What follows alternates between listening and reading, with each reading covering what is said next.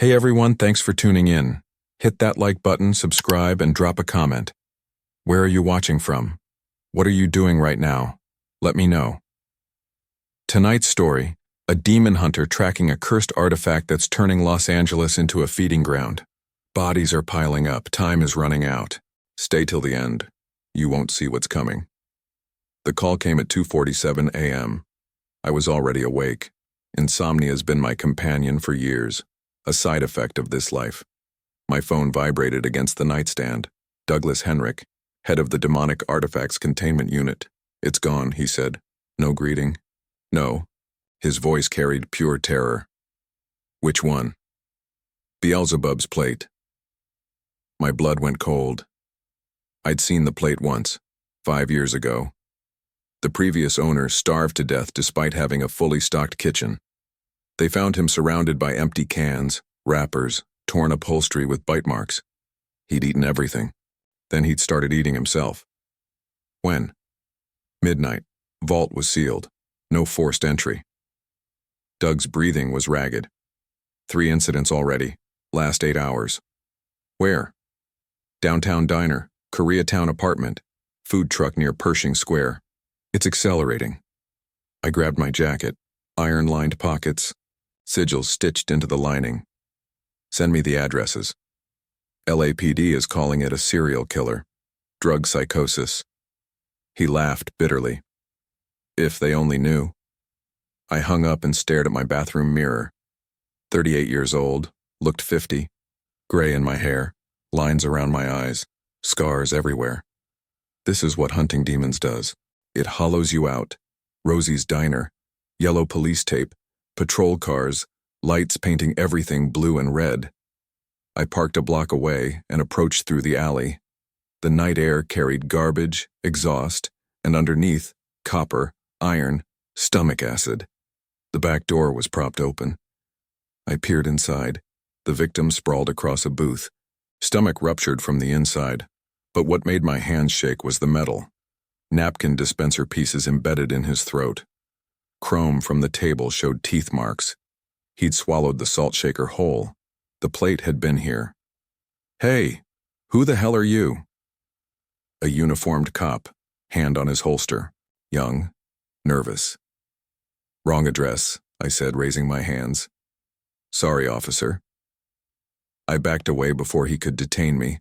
I needed information, the kind you can't get from police reports. I needed the blind spot. The blind spot isn't on any map. Most people walk right past it, a rusted door in an abandoned office building on 7th Street. I approached at 4 a.m., pressed my palm against the cold metal. A vibration traveled up my arm. The door clicked open. Stairs descended into darkness. The air smelled of old wood, sulfur, and whiskey or blood. Hard to tell. The stairs went deeper than they should. 50 steps. The building above only had 2 floors. But down here, normal geography didn't apply. The corridor opened into the bar itself. The blind spot was impossibly large. The ceiling disappeared into shadow. Polished mahogany bar reflected candlelight. Tables filled with figures in various states of humanity. A woman with too many teeth sipped steaming liquid. 2 men had eyes that reflected light like cats. Something tall and thin watched from the back with predatory attention. No one looked at me. First rule, don't acknowledge anyone unless they acknowledge you first. Second rule, no violence. Vincent stood behind the bar, same as always. Gray hair, clean-shaven white shirt and black vest. He'd looked exactly the same 12 years ago. Probably looked the same 100 years before that. "Whiskey," I said. He poured from a bottle with an unrecognizable label. I took a sip. It burned clean. "You look tired," Vincent said. His voice carried centuries. "More than usual. Beelzebub's plate is loose." Vincent's hand paused. "That's unfortunate. 3 dead. More coming. Someone took it from containment. And you think I might know who? Information is your business." Vincent leaned against the bar. His gray eyes were storm clouds. "Information has a price." "Name it." "A demon named Azrith is claiming territory in Boyle Heights." Disrupting the balance, I need him gone. I'd heard of Azrith. Mid-level demon, ambitious, cruel. After I recover the plate. Before, Vincent corrected. Azrith first. Then I tell you what I know. Time was bleeding away, but without information, I'd be searching blind. Where? Vincent wrote an address. Near Mariachi Plaza. 2 or 3 guards. Iron won't work on him, he's old enough to resist. But he has a weakness for vanity. Mirrors. Use that. I pocketed the napkin.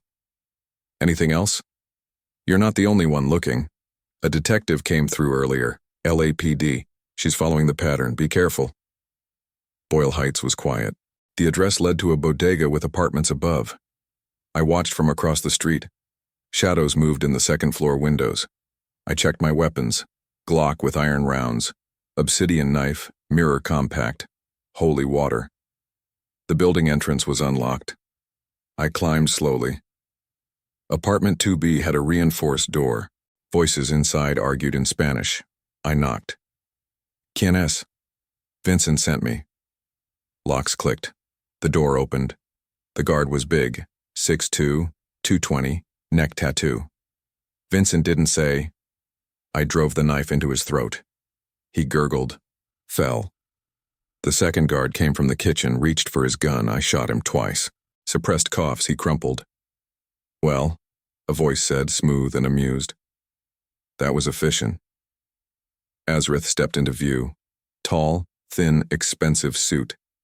Handsome face, too perfect. Honey-colored eyes with no warmth. You must be the hunter Vincent mentioned. I'm disappointed. Expected someone more impressive. Funny, I was thinking the same. He laughed. Iron won't work, so either you're stupid or you have something else planned.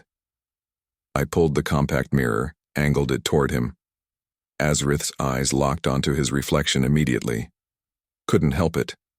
I moved fast, dropped the gun, pulled the obsidian knife. He noticed too late. The blade went into his side below the ribs. Obsidian cuts through demonic flesh like butter. Azrith screamed, windows rattled, lights flickered. Black blood poured out, thick as oil. You think this changes anything? The plate is in play. People are dying. The city will feast itself to death. Tell me who has it. You'll find out soon enough. His eyes lost focus. The hunger is spreading. You have no idea what's coming. He collapsed. Black blood spread across the linoleum. When his body started dissolving to ash, I knew it was done. Vincent was waiting when I returned. He poured whiskey without asking. The plate is being used by a human named Gregor Vale, entertainment venue. Rich people paying to watch what happens when someone eats from it. My stomach turned. Where? Meatpacking district. Old rendering plant off Alameda. Guards, human and otherwise. Wealthy clients. You go alone, you won't come out. Then I won't go alone. The cop who came through, 40s. Black sharp, wedding ring, but kept touching it like it didn't belong. Glock 19 and a notebook full of questions. Name? Rita Bowman, detective. LAPD homicide. I searched her on my phone. Double homicide case from 2 years ago. She looked tired, determined. She's investigating the deaths, following the same trail. Then find her before she finds something she can't handle. Next event at Vale's is scheduled for 8 tonight.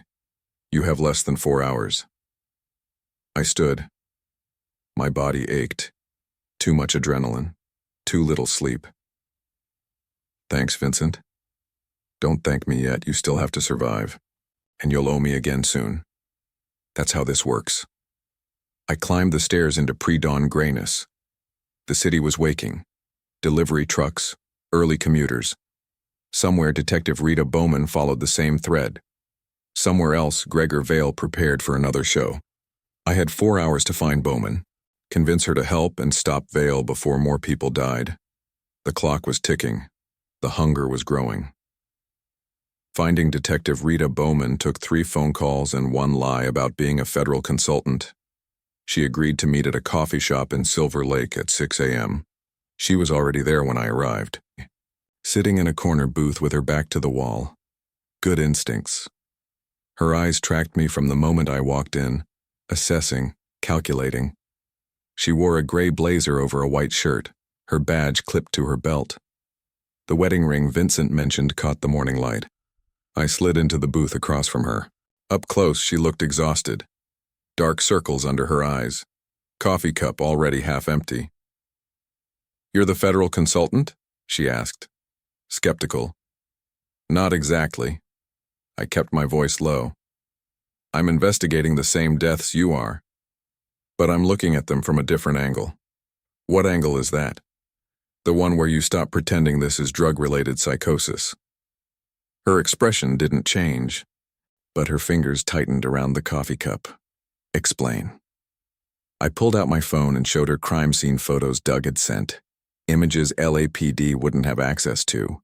Previous cases, other cities, bodies ruptured from the inside, victims who'd consumed impossible things.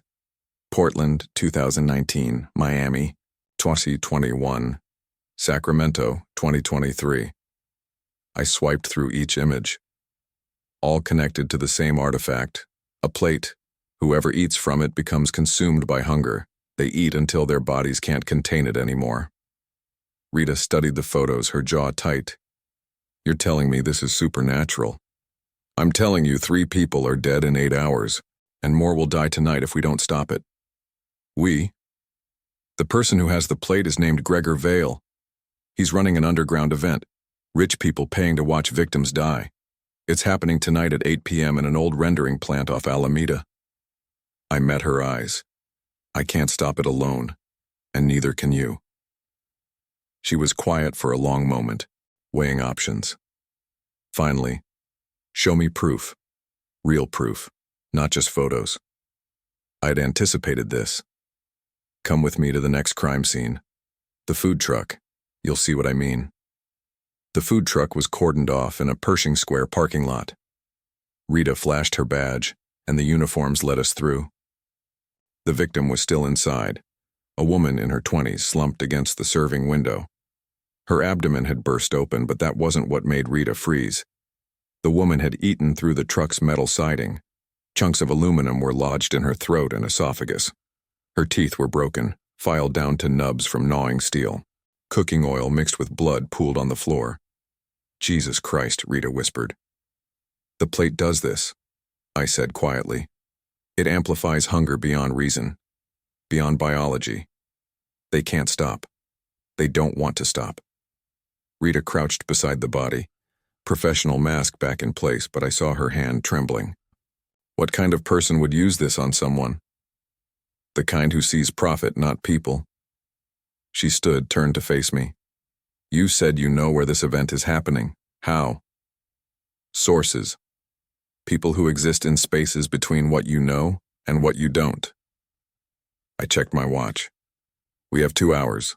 Vale will have security, human and not. If we're doing this, we need to move now." Rita pulled her phone out, started to dial. "You call this in, LAPD will storm the place," I said. "Vale will vanish and the plate stays in play. More people die. We need to be surgical." Her thumb hovered over the screen. I could see the war behind her eyes, duty versus pragmatism. "You're asking me to trust a stranger with no credentials about a supernatural artifact that shouldn't exist. I'm asking you to trust what you've seen. 3 crime scenes, bodies that break every rule of human biology. You know something's wrong. You just don't know what to call it yet." Rita lowered the phone. "If this goes sideways, I'm arresting you." "Fair enough." The rendering plant loomed against the gray morning sky. Corrugated metal walls streaked with rust, windows long since shattered. The kind of place that city planners forgot existed. We parked 2 blocks away. Rita checked her Glock, full magazine, 1 in the chamber. I did the same with mine, plus the obsidian knife and the remaining holy water. "What should I expect inside?" Rita asked. "Guards at the entrance, probably more inside. Vale will be somewhere secure watching. The victims will be restrained, forced to eat from the plate while spectators watch. And the not-human security you mentioned? Demons. Low level, probably. Hired muscle. They'll look human until they don't." I met her eyes. "Silver works. Headshots work. Don't hesitate. Rita's face was grim. I've never killed anyone.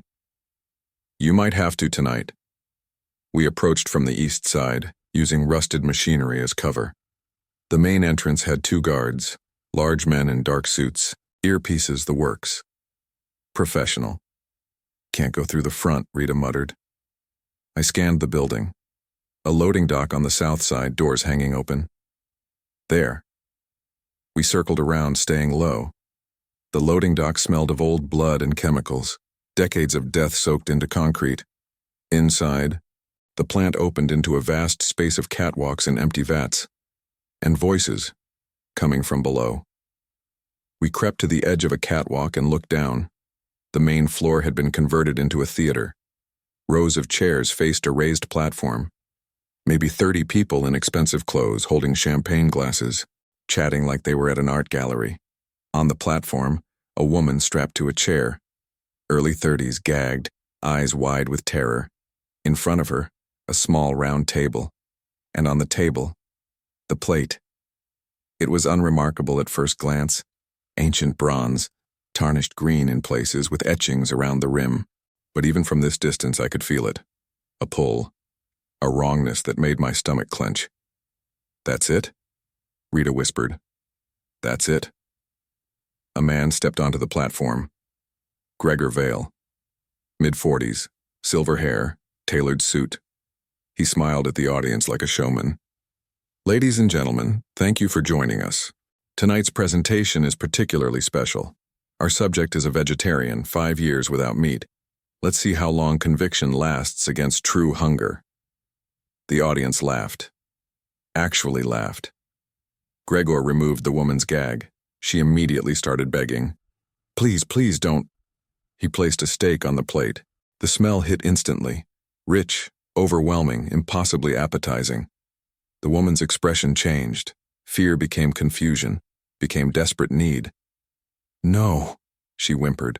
No, I don't.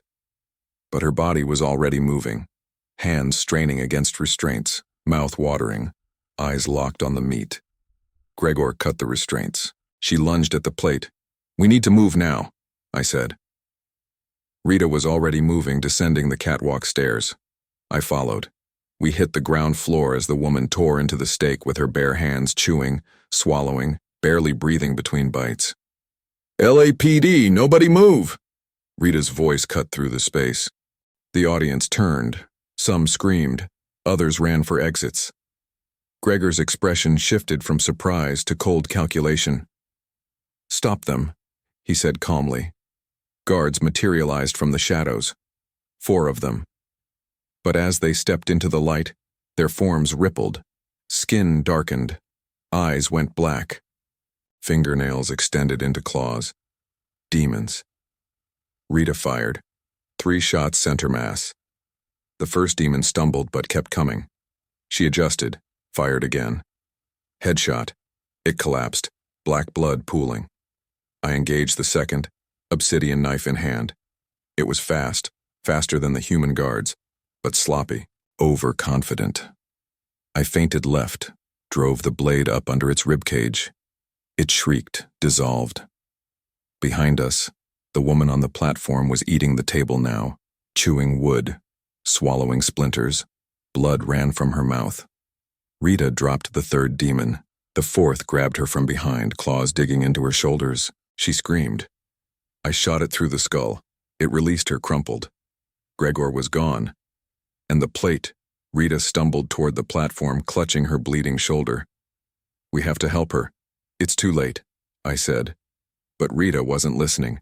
She climbed onto the platform, reached for the woman, trying to pull her away from the plate. The woman whirled, face smeared with blood and wood pulp, and bit Rita's hand. Rita jerked back, fell, hit the floor hard. I grabbed the plate. It burned my hands. Not with heat, but with wrongness. Hunger that wasn't mine flooded through me. I could taste copper, smell meat, feel the urge to consume everything, everyone. I shoved the plate into my bag and sealed it. The sensation faded. On the platform, the woman's stomach distended, swelling impossibly. She looked down, confused, and then she burst. Rita turned away, but not fast enough. Blood and viscera sprayed across the platform. I helped Rita to her feet. Her hand was bleeding where the woman had bitten her. "We need to go. Now." "The plate." "I have it." We ran for the exit. Police sirens wailed in the distance. Someone in the audience had called it in. We made it to the car as the first patrol units arrived. Rita drove. One hand on the wheel, the other pressed against her bleeding shoulder. Her bitten hand shook. "Hospital," I said. "No." Her voice was strained. "Not yet. We need to—" She swerved, corrected. "I'm so hungry." My blood went cold. "Rita, when did you last eat?" "This morning, coffee, but I'm—" Her eyes widened. "No. No, that's not possible. She barely broke the skin." "The curse spreads through contact with victims. You touched the plate's victim while she was under its influence." Rita's breathing quickened. "How long do I have?" I thought about the previous victims. 8 hours from exposure to death. Rita had been bitten maybe 20 minutes ago. "We need to destroy the plate. It's the only way to break the curse." "How?" "It has to be destroyed where it was forged. A place between hell and earth." Rita pulled over, parked. Her hands were shaking badly now. "You're telling me we have to go to hell?" "A doorway to it. The blind spot, the bar I mentioned, Vincent knows the ritual. But Rita—" I met her eyes. "It's likely one way. I might not come back." "Then I'm coming with you." "You're cursed. The hunger will get worse." "Exactly." Her jaw set. "If we're going to hell anyway, I might as well be useful. Maybe the curse gives me an advantage there." It was insane, but I was out of better options. "The blind spot. Now." Vincent looked up when we burst through the door. His expression didn't change, but his eyes flicked to Rita's bleeding hand. "You touched it," he said flatly.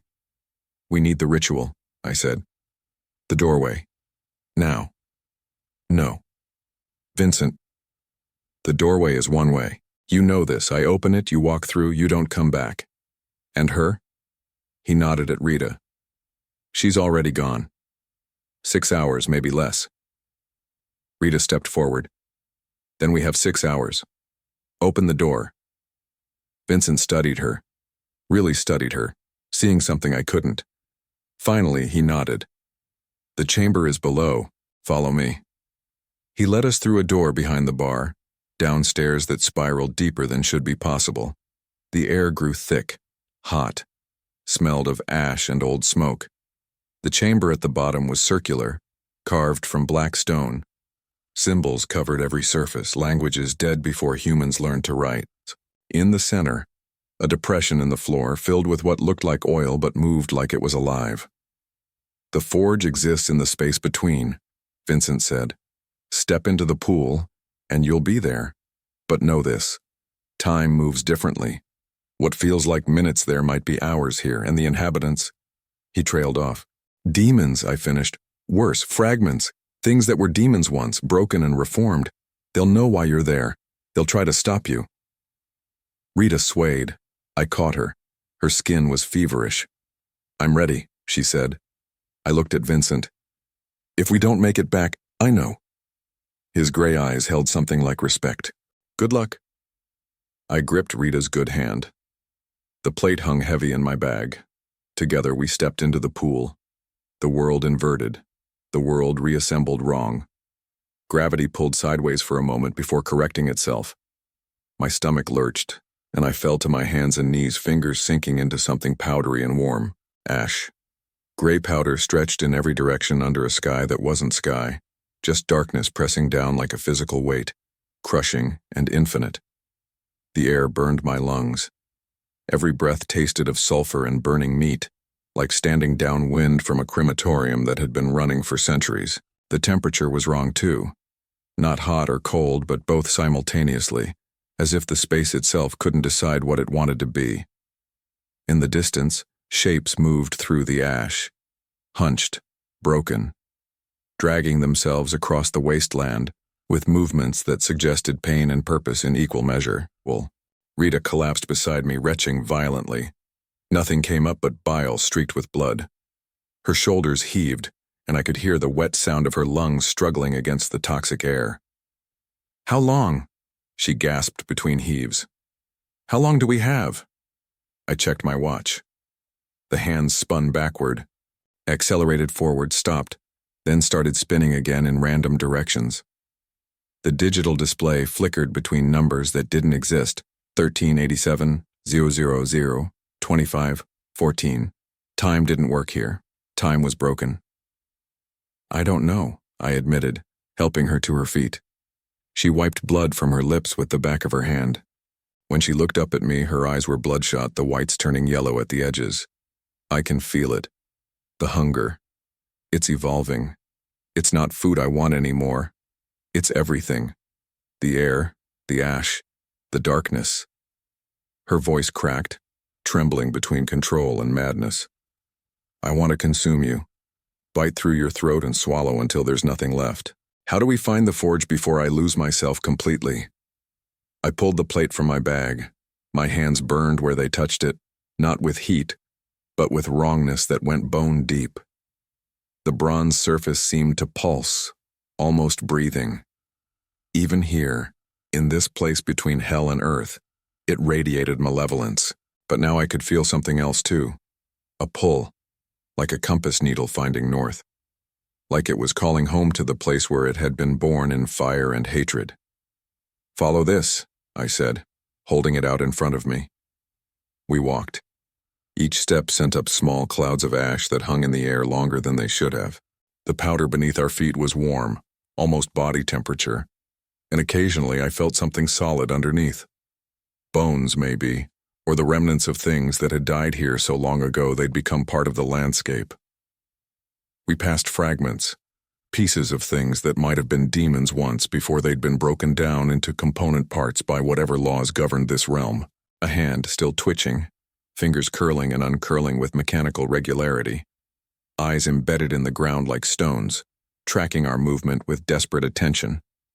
A torso that breathed despite having no lungs, its ribcage expanding and contracting in a rhythm that made my skin crawl. Rita's condition deteriorated with each step. Her skin turned gray, matching the ash around us. Dark veins spread beneath the surface like cracks in porcelain. Black lines spiderwebbing across her neck, her face, her hands.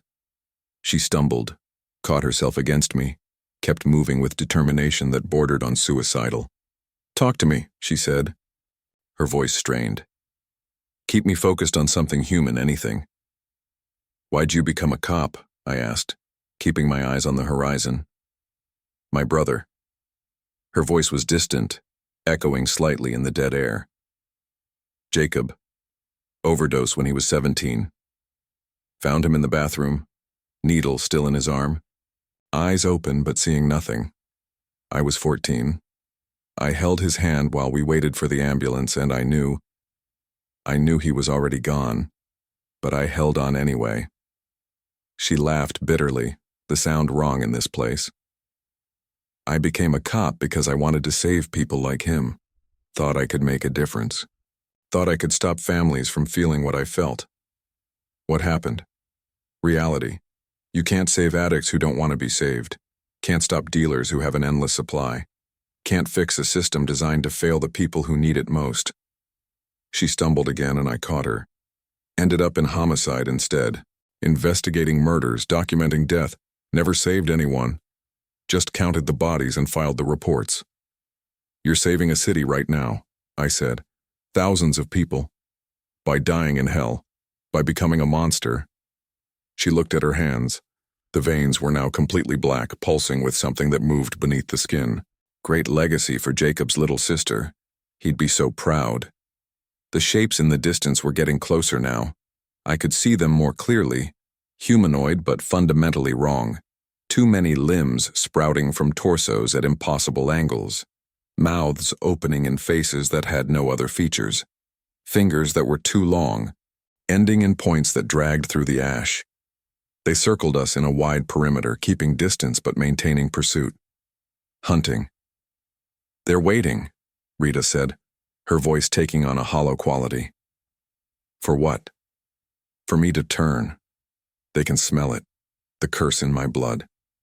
Once the hunger takes over completely, once I lose the last piece of humanity, I'll be one of them. Another fragment, another broken thing wandering this wasteland forever. She met my eyes, and for a moment, I saw terror beneath the madness. Don't let that happen. If I turn, if I attack you, end it. Promise me. Rita, promise me. I nodded. I promise. The pull from the plate intensified, becoming almost painful. My arms ached from holding it. Ahead, through the drifting ash, a structure emerged. A building that hurt to look at directly. Its angles folded into themselves in ways that violated geometry. Walls that seemed to breathe, expanding and contracting. Windows that opened onto nothing, or worse, onto somewhere else entirely. There, I said.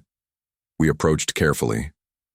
The entrance was an open wound in the building's side, edges raw and bleeding something that might have been oil or blood or both. Inside, I could see heat shimmer and flickering light the color of old bruises. The forge.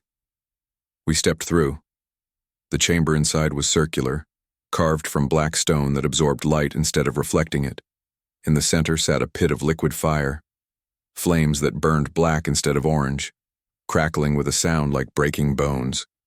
Around it, symbols had been carved into the floor, identical to the ones in Vincent's chamber, but somehow older, more primal. And standing between us and the forge, as if he'd been waiting the entire time, Gregor Vale.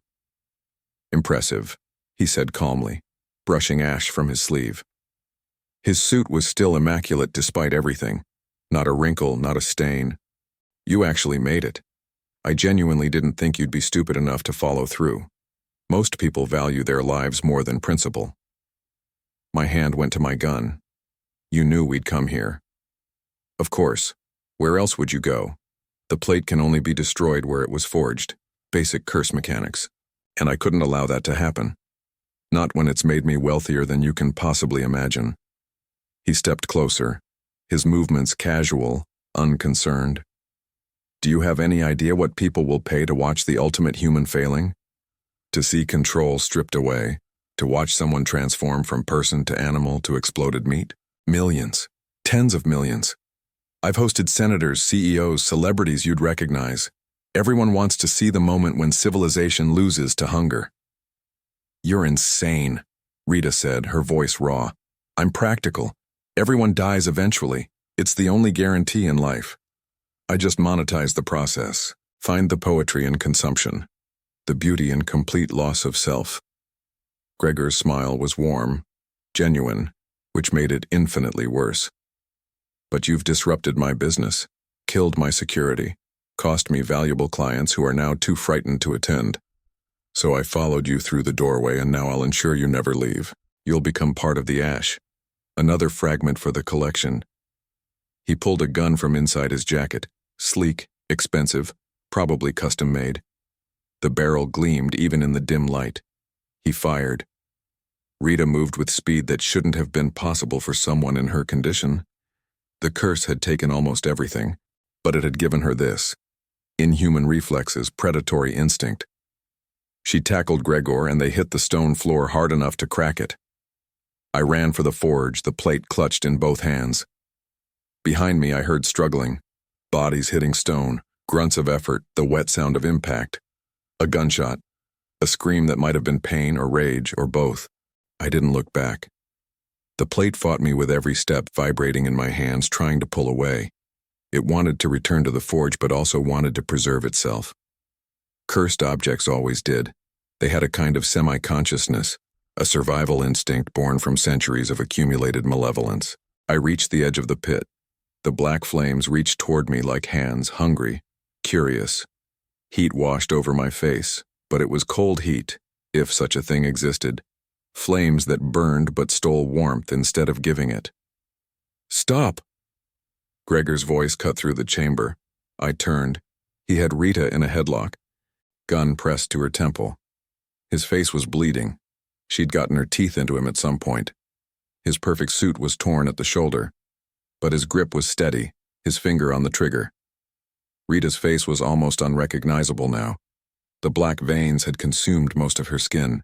Her eyes were wild, pupils dilated to pinpoints. She was panting, drool mixed with blood running from her mouth.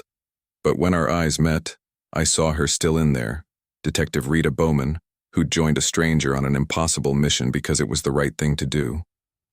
"Drop the plate," Gregor said, "or I pull the trigger." "She's already dying," I said, my voice steadier than I felt. "Then let her die human. Let her die with dignity, with her mind intact. Drop the plate and I'll make it quick, painless. She won't even know what happened."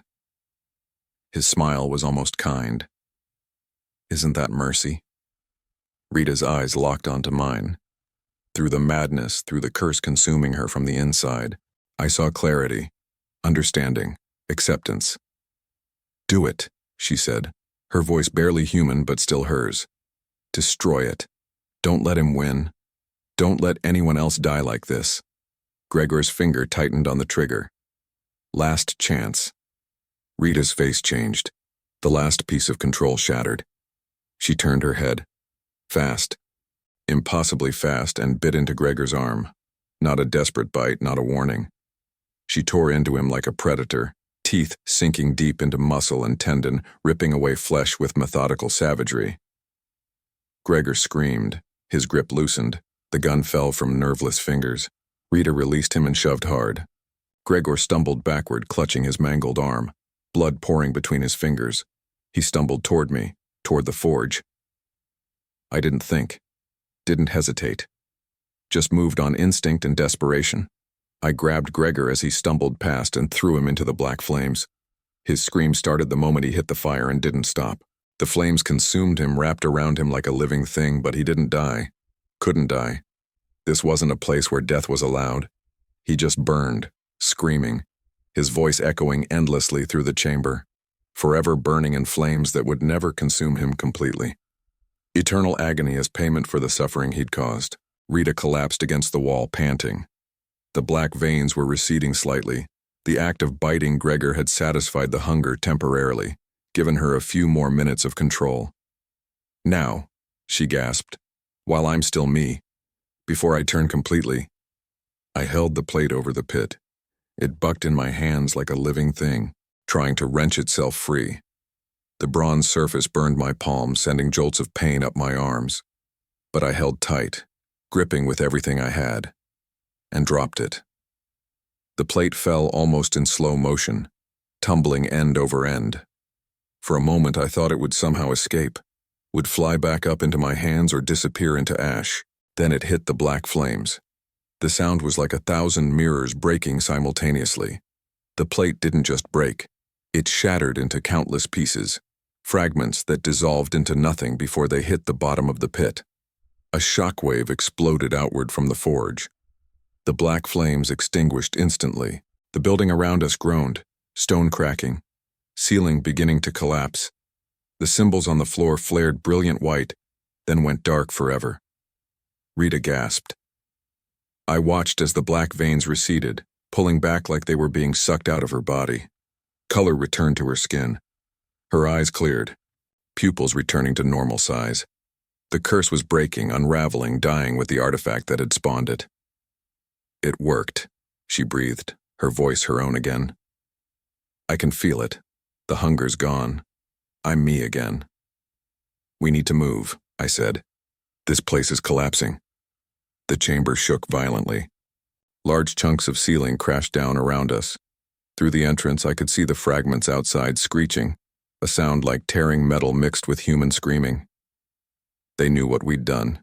They knew their creator had been destroyed. We ran. The doorway was still there somehow, that pool of liquid darkness Vincent had created, refusing to close until we made it through. Behind us, the entire between space was tearing itself apart, reality reasserting itself, sealing the wound we'd opened. We dove into the pool without hesitation. We crashed back into Vincent's chamber in a tangle of limbs, coughing covered in ash that smelled like centuries of death. Above us, Vincent stood calmly, an empty glass in his hand, as if we'd merely stepped out for a cigarette. 7 minutes, he said quietly. You were gone 7 minutes. I checked my watch. The hands were moving normally again. 8:42 a.m. Rita looked at hers. Same time. It felt like hours, she said, her voice hoarse. Days, maybe. Time is different there. Always is. A minute here can be an eternity there, or vice versa. The between space doesn't follow the same rules. Vincent poured 2 more glasses of whiskey and handed them down to us. The plate? Destroyed, I said, accepting the glass gratefully. Along with Gregor Vale. He's burning in the forge. Forever. Vincent nodded slowly, something like satisfaction crossing his ageless face. Good. Appropriate punishment for what he did. The balance is restored. He looked at Rita carefully, studying her with those storm-gray eyes. How do you feel? Detective. She flexed her bitten hand. The wound was already healing, the infection gone, fresh pink skin replacing the blackened veins. Hungry. But normal hungry. Like I haven't eaten in a day, not like I want to devour the world and everyone in it. The curse broke when the plate was destroyed. It's a complete severance. Anyone who was affected will recover. The victims in hospitals, anyone who was exposed but survived. Vincent's gray eyes found mine. You did well. Both of you. I pulled myself to my feet, muscles screaming in protest, and helped Rita up. What about the doorway? Will it stay open? It closes when not in use, but it's always there, waiting beneath this bar, ready for the next time someone needs to travel between worlds. He collected the empty glasses, his movements precise and practiced. You'll probably need it again someday. This city breeds darkness. Someone always has to clean it up. That was exactly what I was afraid of. We emerged from the blind spot into early morning sunlight that felt like a physical blessing after the darkness of the between space. Los Angeles was waking up around us, delivery trucks rumbling past, early commuters clutching coffee cups, joggers with headphones in, living their normal lives. The city was oblivious, continuing as if nothing had happened, as if the world hadn't nearly been consumed by infernal hunger. Rita's phone buzzed insistently. She checked it, then looked at me with something like wonder. Hospital reports. All the victims who were still alive. They're stabilizing. The hunger symptoms are gone. Doctors are calling it spontaneous remission, a miracle. She laughed, the sound edged with exhaustion and relief. They're calling it a miracle.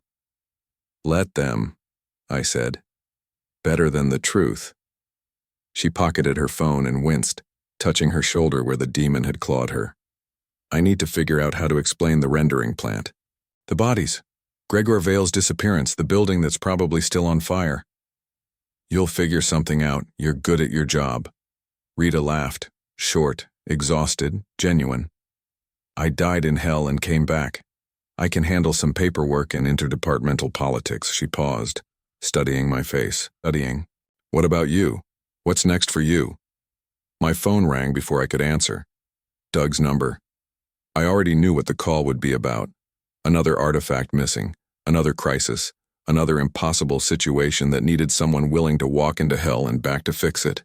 Another day in the life I'd chosen or that had chosen me. I looked at the phone. Let it ring. For the first time in 15 years, I hesitated. I don't know, I said honestly. Rita studied my face with a detective's eye. This is what you do. What you've always done. Hunt monsters, save people. Walk into darkness so others don't have to. Yeah. But you're tired. Yeah. Then maybe, she said carefully, it's time to stop. Or at least to rest. I thought about Vincent's words spoken with the weight of centuries. You'll owe me again soon enough. That's how this works. I thought about Doug and the containment unit and all the artifacts still out there, waiting to be discovered by people like Gregor Vale who saw only profit in suffering. I thought about the woman on the platform bursting apart while rich people applauded and placed bets. The phone stopped ringing. Voicemail. Maybe, I said. Or maybe I take a break. Few days. Get some real sleep for once. Rita smiled. Tired but genuine. That's a start. A good start. She handed me a card with her contact information. If you need backup again. for whatever comes next. I know what's out there now. I know what you're fighting. I pocketed the card. You sure? Now that you know what's really out there? The demons, the artifacts, the spaces between worlds? I always knew something was out there. Every cop does. You work enough cases, see enough things that don't make sense, and you know the official explanations are incomplete. Now I just know what to call it. Now I have context. She turned toward her car, then stopped. Hey, we saved a lot of people today. Maybe thousands. That counts for something. We did. That counts for something, she repeated, as if trying to convince herself as much as me. I watched her drive away, her car disappearing into morning traffic, becoming just another vehicle in the endless Los Angeles flow. My phone buzzed. Text from Doug. Call me, urgent, another situation developing. I stared at the message for a long moment. Another situation, another artifact, another descent into darkness and ash and spaces where time broke and monsters waited. Vincent was right. This was how it worked. This was the life I'd chosen 15 years ago, or the life that had chosen me. Once you see behind the curtain, once you know what's really out there, you can't unknow it. You can't go back to being ignorant and safe. But Rita was right too. We'd saved people. That counted. That had to count. I looked at the text for a long moment, my thumb hovering over the call button. Then I typed back, "Give me 3 days." Doug's response came immediately. You okay? Yeah, just need to sleep. Actually sleep, not just close my eyes and see the things I've seen. Understood. 3 days. Then we talk about the new situation. Be safe. I pocketed my phone and started walking, letting the morning sun warm my face. The city smelled like exhaust and coffee and cooking food and 1,000 other normal, human, wonderful things. No sulfur, no ash, no burning meat. For 3 days I could pretend to be normal. For 3 days I could rest and remember what it felt like to be just a person, not a hunter. And then, because this was who I was, who I'd always be, who I'd chosen to be, I'd answer the next call, face the next horror, walk into the next impossible situation and somehow find a way to survive it. Because someone had to do this work, because the monsters were real, and they didn't stop just because I was tired, because people like Rita's brother deserved someone fighting for them, even if they never knew it. But for now, for 3 blessed days, I was done. I found a small diner on 3rd Street, slid into a booth by the window, ordered coffee and eggs and toast, ate slowly, actually tasting every bite, savoring the simple pleasure of food that didn't come from a cursed plate. The waitress, older woman, kind eyes, name tag that said Gloria, asked if I wanted more coffee. I said yes, please.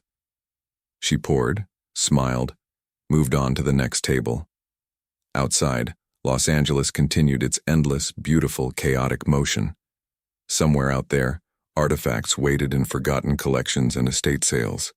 Somewhere, demons plotted and schemed and looked for ways into our world. Somewhere, people like Gregor Vale looked for opportunities to profit from suffering. But for now, in this moment, in this diner with weak coffee and overcooked eggs, I was just a tired man eating breakfast and watching the city wake up. And that was enough. That was more than enough.